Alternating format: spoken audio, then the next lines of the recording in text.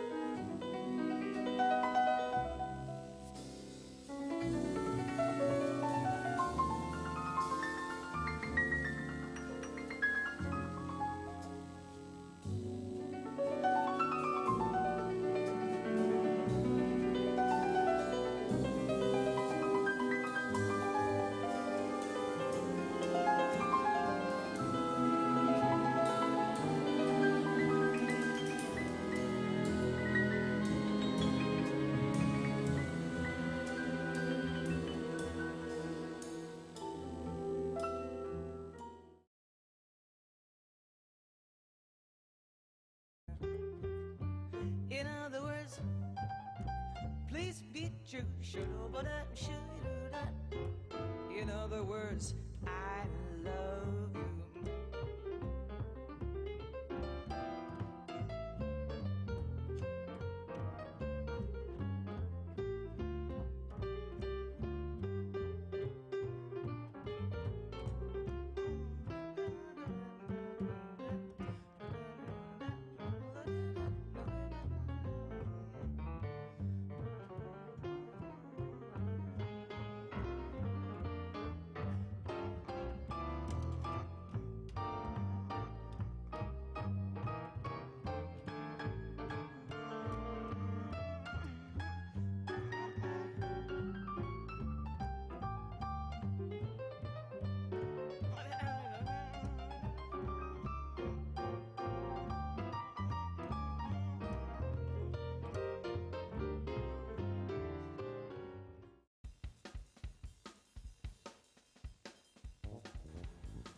Okay, now get this. Scales are important, arpeggios are important, and you should study them. But you should not take most of your practice time working on scales, on arpeggios, and things like that. The technique that you want in music comes from the records, from the recorded music, from what you actually hear at the performances. So this is going to be a new approach. It's totally going to blow your mind. The fastest way to learn is to study the actual end product, how things are put together, how each chord works with each scale in context, with what appeals to you. So this is what this whole series is about. It's about cutting away all the red tape, cutting away everything that is going to slow you down, and just focusing on the thing that you love the most, the final product. So we're going to study the masters. The fastest way to get ahead in any subject area, especially in music, is to literally study the masters, study their solos, study their introductions, study their endings, study the way they come, which means the way they accompany other musicians and support them, how they create that opening or that platform so other soloists can solo. So these are some of the areas we're going to be covering.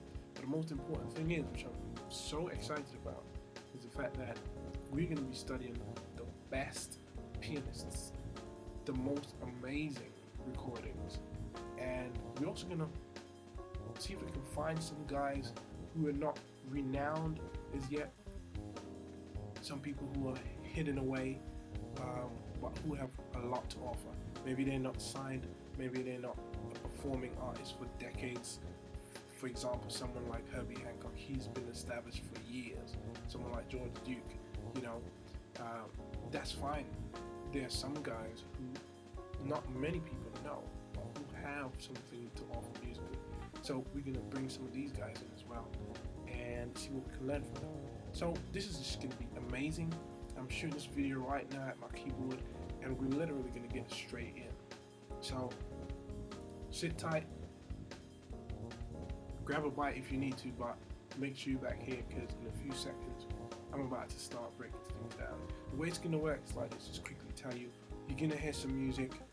It's not gonna be the whole track. I'm literally gonna select sections of a song that I found appealing to me that is necessary for your repertoire, for your toolkit, your device or nuance vocabulary, things you need to know as a pianist.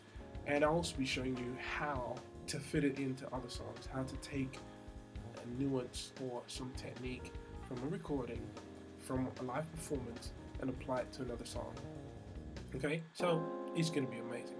So yeah, let's do this.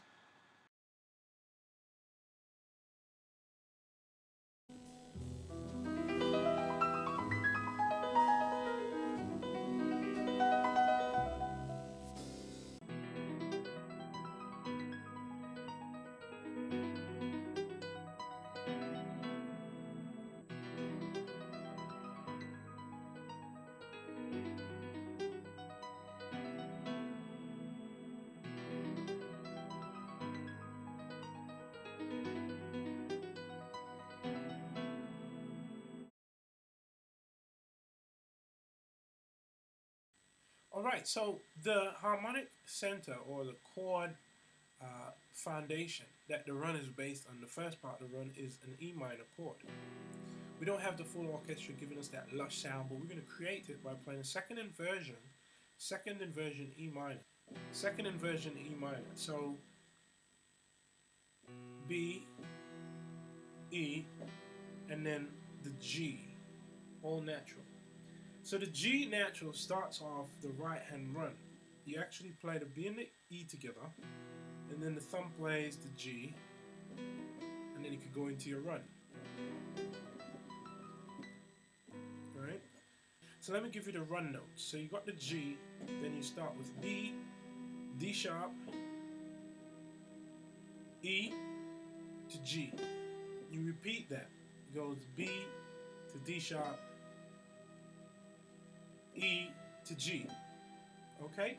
Then when you get up here, you go B straight to E. So it's different from these down here. When you were going B, D sharp, B, G, B straight to E this time, because you're going to come back down. So the first part, okay, and do it a bit slower.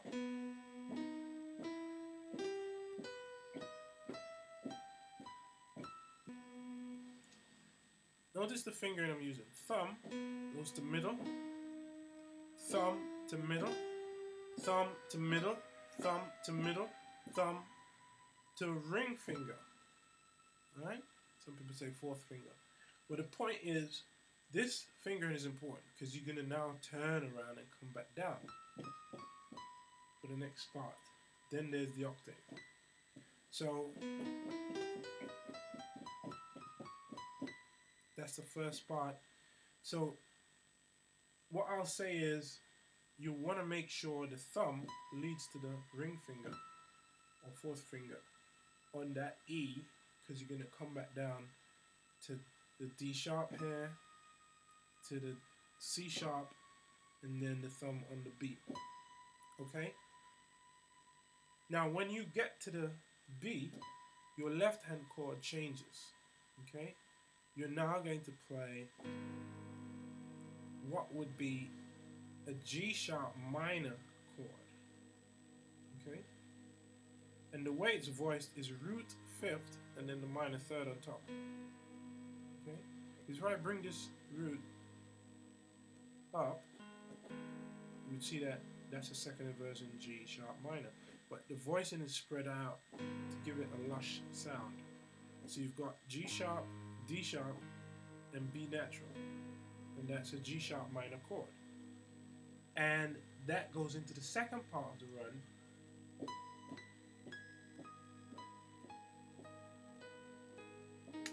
This coming down here is actually a G sharp minor triad arpeggio. So you're coming down, right? Let me give you the fingering on that. You've got little finger, ring finger, index, thumb, and you cross over to ring finger, index, thumb. Let me tell you with the note. So B, little finger, G sharp, ring finger, D sharp, index, B natural with the thumb, cross over, ring finger goes to G sharp, index finger on the D sharp, B, the thumb. So when you come from here, that's an octave on B, then you go straight into the descending arpeggio on G sharp. Right, so alright, so far we have, that's your E minor, then you're doing a major third on B, B to B sharp, B to D sharp, and E to G. It's another minor, it's a minor third, a minor third there as well. So when you get up here, you go ring finger on the E. You come down D sharp, C sharp. Notice when I land on the B with my thumb, I'm now playing the G sharp minor chord in my left hand. Now, if you can't spread this far, okay, you can play it this way. Because I know some people may not be able to spread this far.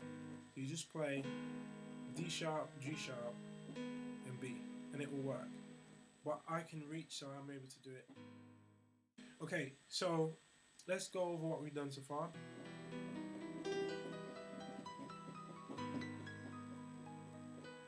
Right, so that was the upward run,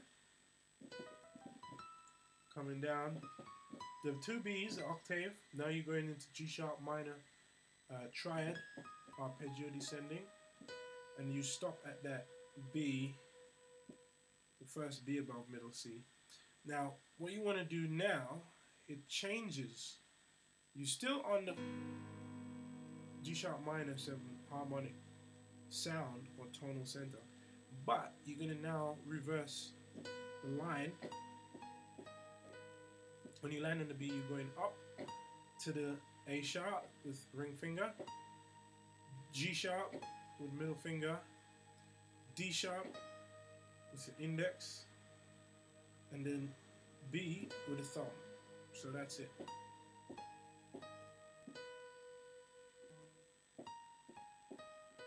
Right? Now you do the same thing again, one octave lower. So this is a really cool run in and of itself. Alright? Alright. So let's go over what we got so far.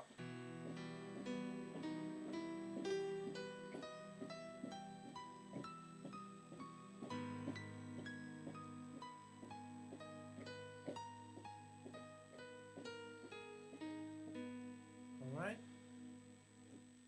Very interesting, very cool. And then when we get to this point,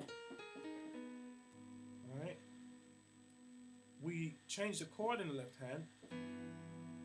Here I'm playing what would be a major sixth, but in open voicing. So it's G major sixth. You know, I've got the root and the sixth note, if you count the G major scale.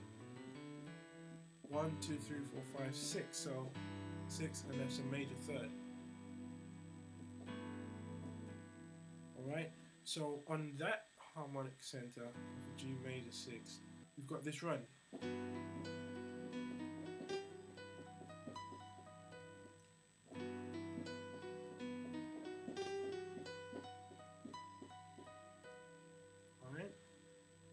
spell it out for you. So on that run, you've got F sharp with the middle finger to the E, up to the B with the little finger, back to F sharp with the middle finger. So, alright, so now you're going to do a triad on B major. Alright, so from here, alright, now after the triad, which is B thumb, D sharp index finger, and F sharp middle finger, right? You're gonna go with the thumb on G. So, alright, so, alright. Now after the G, you're going back to the F sharp with your middle finger. So, like that. Alright. Now after the F sharp and middle finger, you're crossing on, then you're gonna go thumb on B. Then you skip up, middle finger to F sharp. So, alright, F sharp, index finger on D sharp, and then after the index finger on D sharp, you go little finger on B. So, let me do it slowly. B with the thumb, D sharp with the index, F sharp with the middle, B with the thumb, F sharp with the middle, B with the thumb, skip up to F sharp with the middle, D sharp with the index, rotate up to B with the little finger, then you come back down to F sharp with the middle finger, index finger on the D sharp, and then B with the thumb. So you got this. Alright?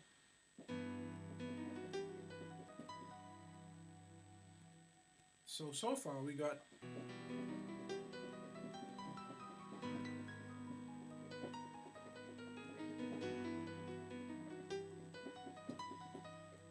alright? Let's do it one more time.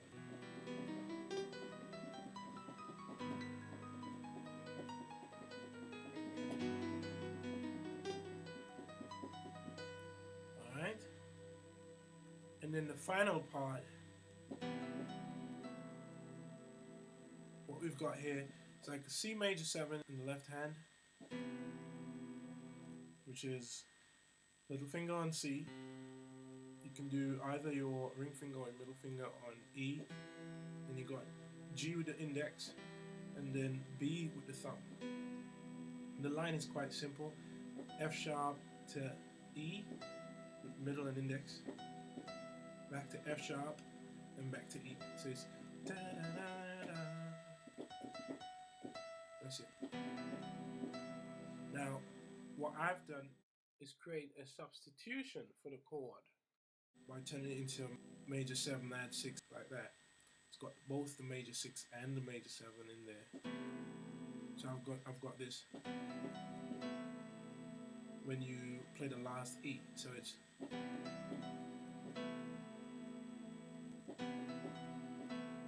alright. So that last section would sound like this. Alright. So let's check out the whole thing slowly, and then I'll play it back. I'll play it again up to speed, and then I'll show you how to practice the different sections. So here we have the first run, which is E minor. Remember, you play the first part of E minor second inversion chord, and then play the minor third.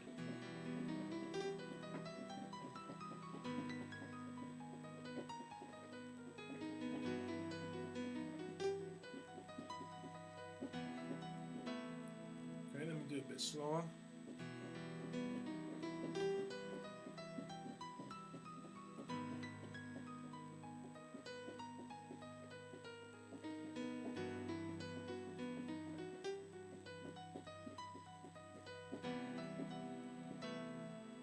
Alright.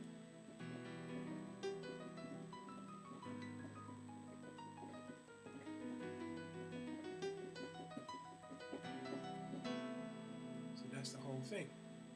Now up to full speed.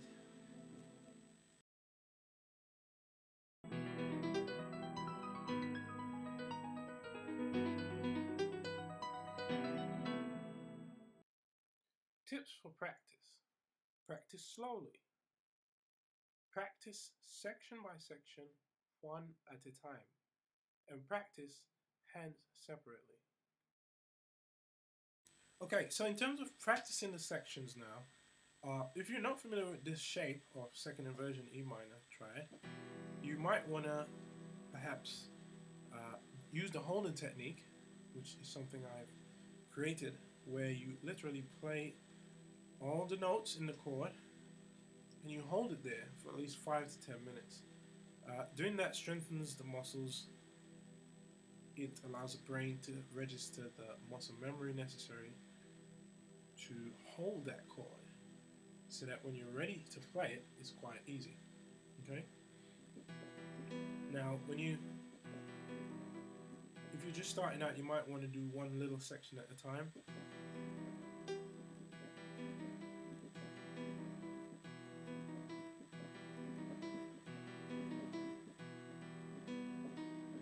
Always go as slowly as possible. You want to go snail.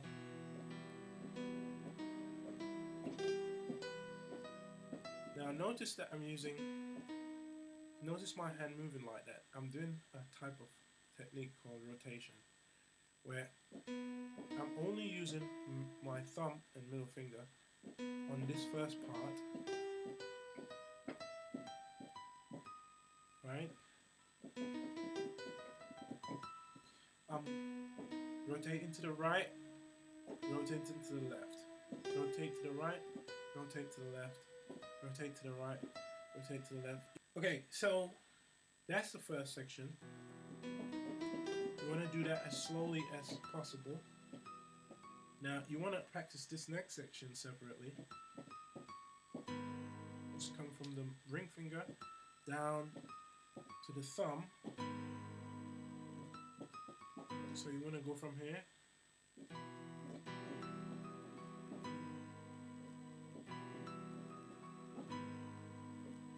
Notice how I'm pedaling as well. See, I'm holding the pedal while I'm moving, and then I release quickly and press it again. That's the technique for pedaling. When you change the chord, you release slightly, really quickly, and then you press again. So basically, when you get to the top, right, you change on that B to that G sharp minor chord in the left hand, and that is held for the duration of the G sharp minor chord run all the way down. So you might want to practice it like this. Just that section.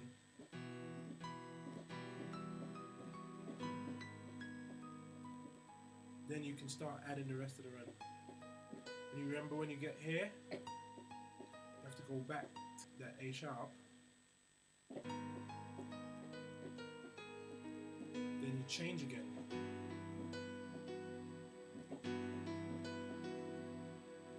Alright?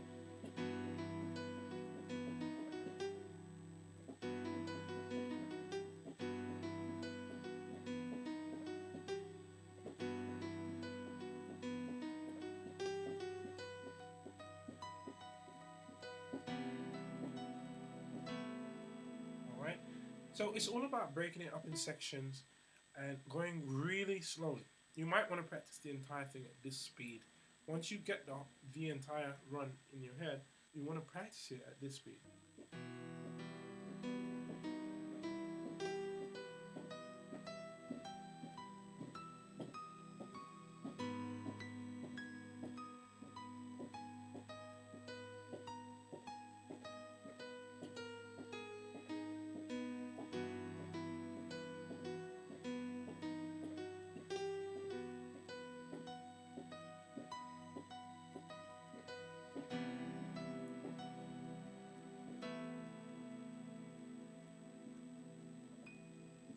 Do you see how slow that was? So what that does, it really gets your mind around the entire section and just how to internalize it, so that when you're ready to play it up to speed, you'll be able to do it. Okay? Hope you enjoy practicing this.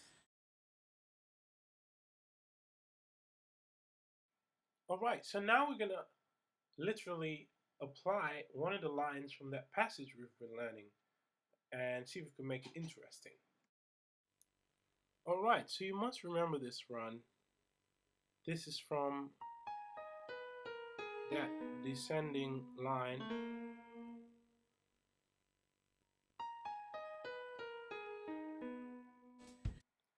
Okay, so we're going to do this in the key of B major.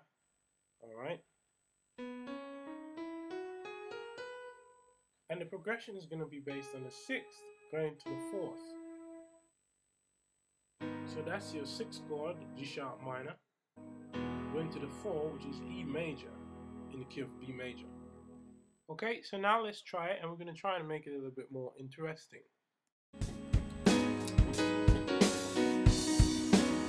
Just freestyling.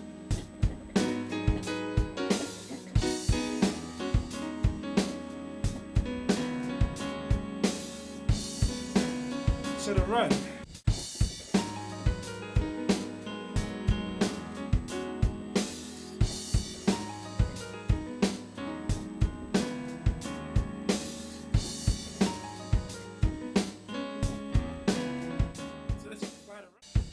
I hope you're getting the hang of this. Listen again.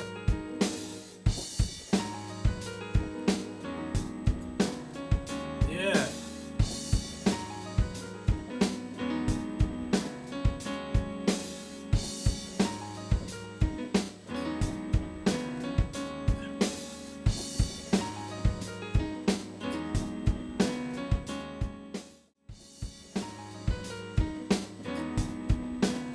And you see how amazing that can sound. All I'm doing is applying that same descending run to a progression. And you see how nice it sounds. And I'm going to the E major 7. That's C sharp minor 9. And then that's your D sharp minor 11. Okay? One more time.